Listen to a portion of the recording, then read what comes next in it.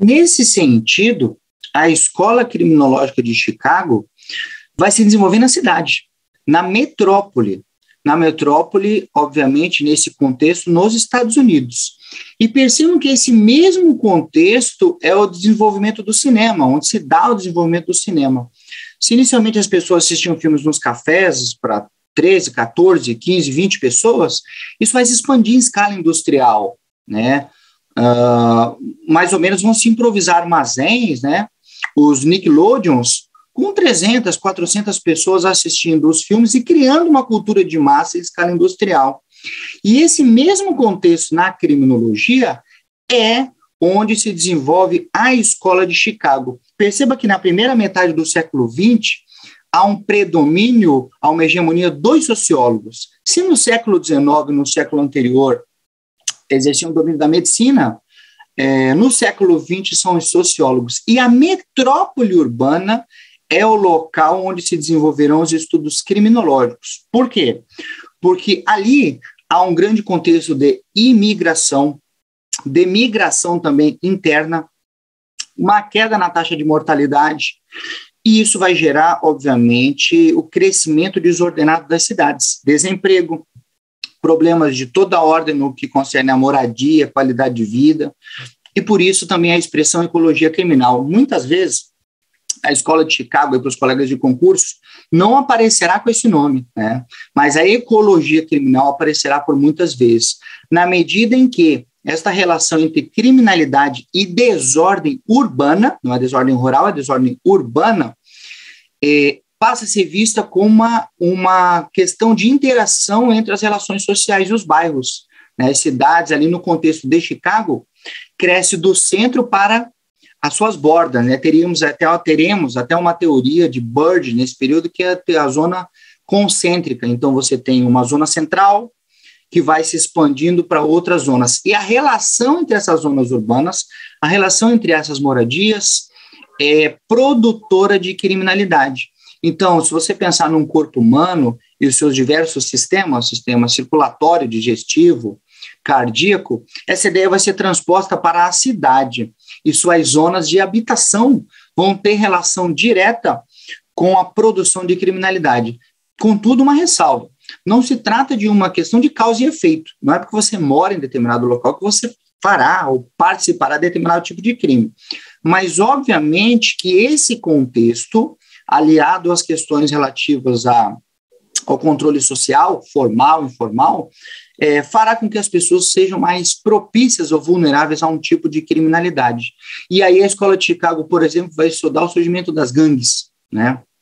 O desenvolvimento das gangues, ou como eu passo a integrar determinada gangue a depender de determinado bairro e as suas relações no contexto. Agora, o que importa, então, basicamente, aqui nesse instante, é que se tenha em mente que na modernidade, são todos fenômenos da modernidade, revolução industrial e tudo, agora, nesse momento da primeira metade do século XX, temos uma premissa.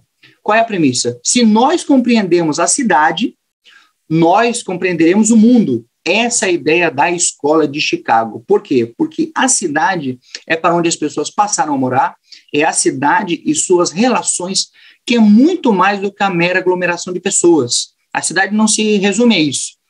Ela é um organismo vivo que interage e produz uma série de consequências sociológicas. Uma delas é o desvio, a criminalidade.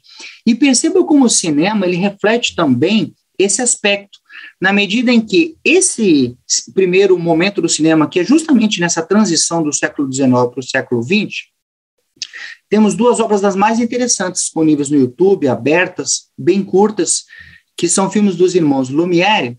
A primeira delas é um fenômeno exatamente desse momento em expansão da cidade, que é a saída dos operários da fábrica. Veja o caráter documental do que se produz, que mostra evidenciar essa nova realidade da sociedade de então. Vejamos lá.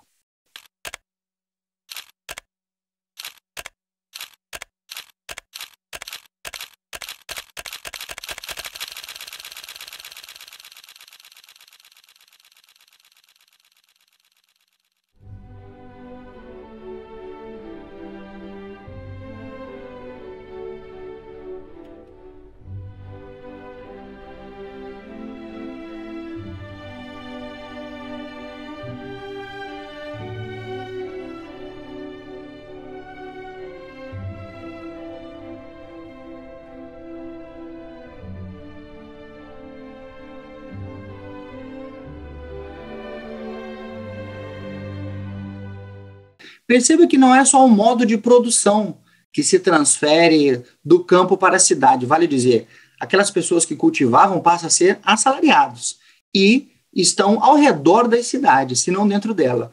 Mas não é só isso, porque a modernidade é muito mais do que uma transferência do modo de produção, mas também os mecanismos de comunicação foram revolucionados.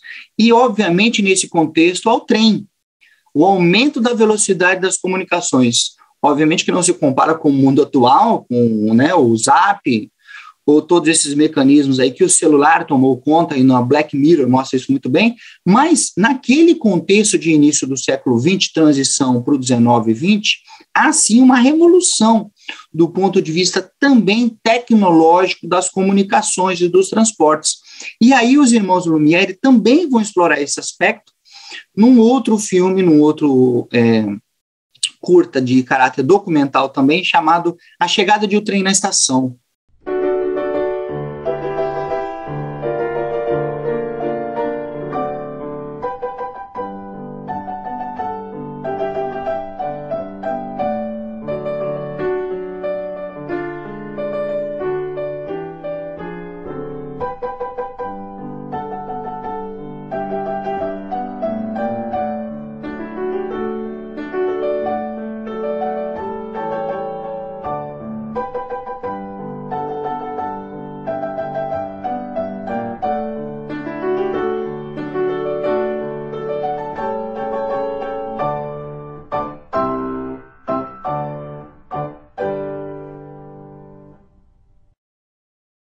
Pois bem, então a relação entre o surgimento do cinema, esses dois exemplos dos irmãos Lumière, a Escola de Chicago na criminologia, que tenta compreender o crescimento das cidades e a produção de criminalidade no contexto das metrópoles, esse é o espaço e tempo do estudo criminológico, a desordem urbana, estão amplamente conectados, de modo que não podemos olhar os fenômenos de forma isolada.